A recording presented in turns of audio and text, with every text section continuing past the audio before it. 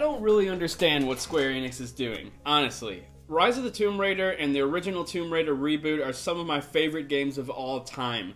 Literally, I love this franchise. It's my favorite type of gameplay. I love the settings, I love the environments, I love the stories, I love the new lore.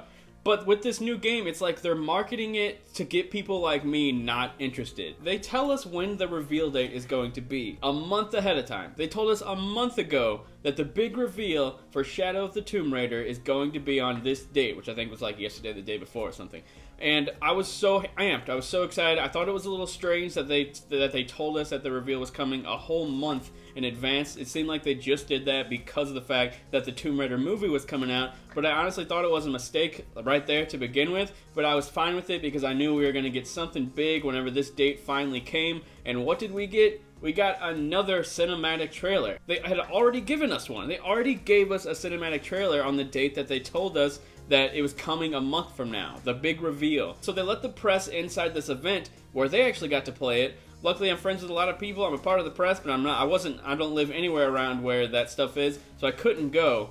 But they told me about it. It sounds cool, but it's like, what is with the marketing of this game? They had already made the mistake of putting Rise of the Tomb Raider only on Xbox One a full year ahead of the PlayStation 4 version. And that game didn't get nearly the amount of recognition that it should have gotten. That game is seriously amazing. If you haven't played Rise of the Tomb Raider, you must play that game. It's so good. It's pretty much The Last of Us meets Uncharted, which is like everything I've ever wanted. But anyway, it didn't really hit anywhere near the mainstream audiences. It seemed like the game didn't even sell that great, but be sure to let me know in the comments if you know whether or not it has. So I thought for sure they were going to market this final game in the trilogy perfectly, and it seems like they're hitting all the wrong notes. So as I was saying, they tell us a month in advance that the game is going to get a big reveal a month later. And that right there, strange enough, well, that date finally came, and it actually wasn't revealed because a lot of people don't care about cinematic trailers. They don't care about live action trailers. We want to see gameplay. Gameplay is always the most important part. Gameplay is where you choose, is this game for me? You don't see a cinematic trailer of anything and think this is the game for me.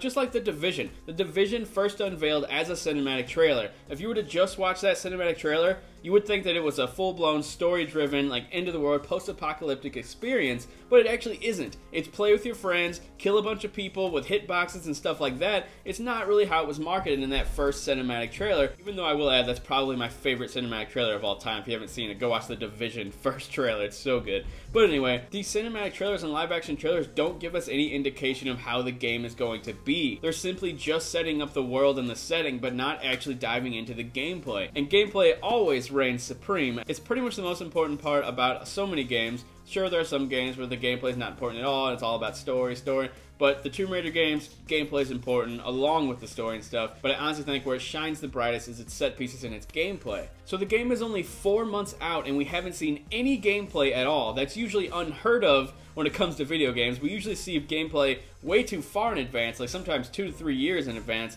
The sweet spot's probably around a year and a half, but here we are just 4 months away. No gameplay at all, and honestly gets me kind of worried for this game. And as you know, it's not being developed by Crystal Dynamics, the studio behind the original Tomb Raider reboot and Rise of the Tomb Raider. It's being taken over by Eidos Montreal. Those are the guys behind the Deus Ex franchise, which are well-received games, but definitely different. So on top of the marketing being just plain bad in my opinion, they're handing the game off to a studio that hasn't really proven themselves to make a Tomb Raider game, so it just gets me a bit worried. I'm sure the game's going to be good, if not great, maybe even amazing, but as of right now, just 4 months ahead of the game's release, I'm a bit worried, and I'm curious if you're worried as well. The marketing has been awful, it's by a different studio. Square Enix, what are you thinking?